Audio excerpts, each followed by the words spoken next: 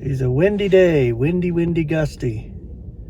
But a beautifully warm day. Maybe that's blowing in something, I don't know. We're only into March, so definitely might be blowing in, whatever it is. You know, being from the Maritimes, I guess I can feel it in the air when you know that weather's coming in.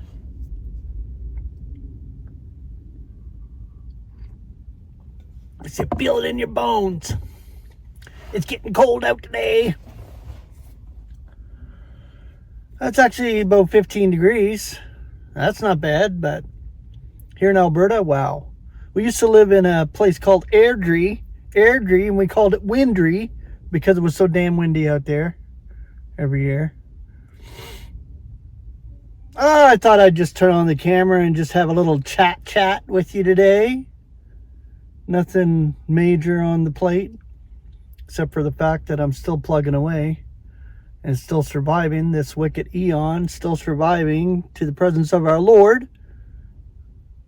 And we all are in the body of Christ. We're waiting for our deliverance, longing and groaning for our deliverance.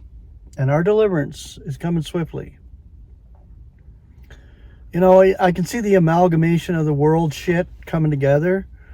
You know, every time I see anything having to do with what's going on in the States and shit, and with Trump and all that, just, you know, because I see it on YouTube, just pops up in my feed all the time. But, yeah, all the executive orders that he's doing, all the coming together and uniting with everything. I did a study just recently on uniting. Well, uniting in the body of Christ when it comes to us, because we're united by the Spirit of God. And that's unbreakable. Unbreakable. Nothing can tear it apart. Nothing. Absolutely nothing. No matter what we do, think, you know, all the schisms and divisions in the body of Christ, big deal. That'll be all done away with at the days of Christ, not Christ. And I was thinking, at the days of Christ, when it's all worked out and we're just together, fully orbed in spirit, fully beaming and vibrating together in spirit and doing what we need to be doing among the celestials, nothing's going to taint that. Nothing can taint that. No human endeavor, no human shit will spoil it. Nothing. And that's so great. This is the beautiful expectation of us being with our Lord and together as one body in the Lord, with Him as our head, directing the whole universe, ruling and reigning.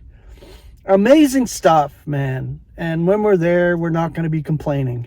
Nobody's going to be complaining in the body of Christ that they didn't get a certain thing, or, oh God, you got more than me. You got your lead.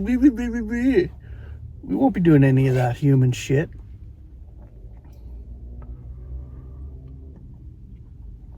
It'll be grand and glorious. I mean, here we have the pains and strains of this eon.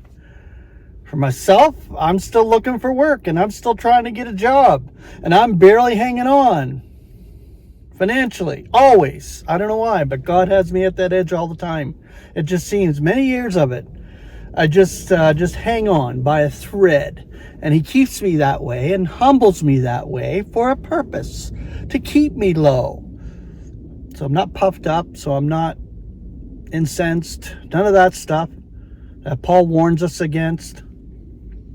And just moving on in spirit, moving on to a greater place, hanging on.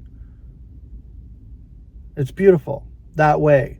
When we look at the absolute, and from the absolute viewpoint, it's a beautiful thing.